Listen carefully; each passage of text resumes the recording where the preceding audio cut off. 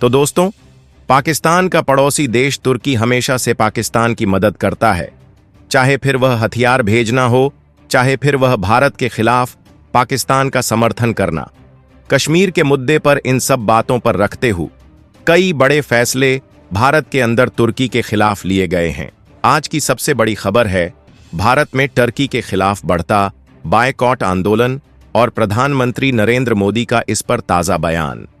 Turkey द्वारा पाकिस्तान के समर्थन के बाद भारत में वोकल फॉर लोकल और वेड इन इंडिया जैसी पहलों को लेकर उत्साह बढ़ रहा है। तो चलिए इस खबर को विस्तार से समझते हैं।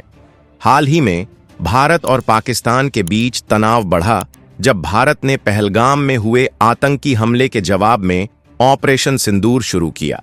इस हमले में 26 नागरिकों की जान गई थी और भारत ने इसे पाकिस्तान प्रायोजित आतंकवाद का हिस्सा बताया। लेकिन इस तनाव के बीच टर्की ने खुलकर पाकिस्तान का समर्थन किया और ऑपरेशन सिंदूर की आलोचना की। टर्की के राष्ट्रपति रेसेप तय्यिप एर्दोगन ने पाकिस्तानी प्रधानमंत्री शहबाज शरीफ को संदेश भेजकर कहा कि वह हमेशा की तरह पाकिस्तान के साथ खड़े हैं। इस बयान ने भारत में भारी नाराजगी पैदा की। सोशल मीडिया पर #बॉयकॉट टर्की ट्रेंड करने लगा और भारतीयों ने टर्की के उत्पादों, पर्यटन और व्यापार का बहिष्कार शुरू कर दिया। All India consumer products distributors federation, जो देश के करीब 1,30,00,000 छोटे बड़े दुकानों को सप्लाई करता है, ने टर्की के सामान का अनिश्चितकालीन और पूर्ण बहिष्कार घोषित किया। साथ ही मेक माई ट्रिप जैसी कंपनियों ने बताया कि टर्की के लिए बुकिंग में 60% की कमी आई और कैंसिलेशन में 250% की बढ़ोतरी हुई। इस बायकॉट आंदोलन के बीच प्रधानमंत्री नरेंद्र मोदी ने अपने मासिक रेडियो कार्यक्रम मन की बात के 122वें एपिसोड में देशवासियों को एक नया संदेश दिया। उन्होंने कहा कि ऑपरेशन सिंदूर के बाद देश में वोकल फॉर लोकल नई ऊर्जा दिख रही है। पीएम मोदी ने बताया कि कई परिवारों ने संकल्प लिया है कि वे अपनी अगली छुट्टियां भारत के खूबसूरत स्थानों पर बिताएंगे। साथ ही कई युवाओं ने वेड इन इंडिया का प्रण लिया है, यानी वे भारत में ही शादी करेंगे। मोदी जी ने कहा, इस अभियान के बाद पूरे देश में वोकल फॉर लोकल को लेकर एक नई ऊर्जा दिख रही है। कुछ परिवारों ने कहा कि हम अब अपने बच्चों के लिए केवल भारत में बने खिलौने खरीदेंगे। यह देशभक्ति बचपन से शुरू होगी।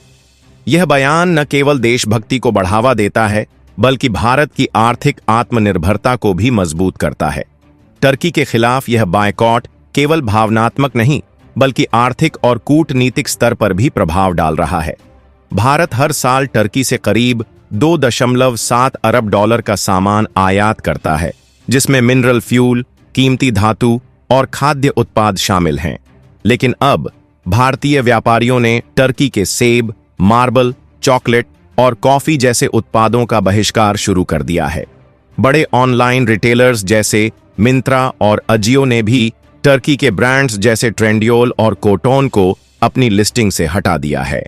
साथ ही एयर इंडिया ने इंडिगो और टर्किश एयरलाइंस के बीच प्रस्तावित विमान लीजिंग सौदे को राष्ट्रीय सुरक्षा के आधार पर ब्लॉक करने की कोशिश की है।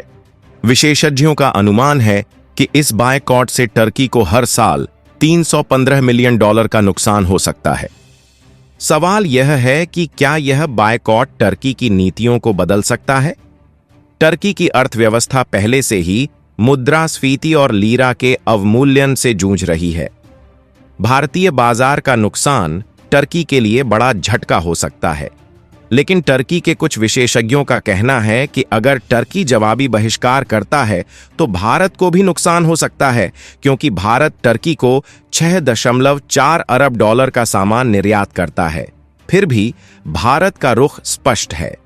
पीएम मोदी ने गुजरात के दाहोद में एक रैली में कहा, पाकिस्तान का एकमात्र लक्ष्य भारत के साथ दुश्मनी है, जबकि भारत का फोकस गरीबी उन्मूलन और विकास पर है।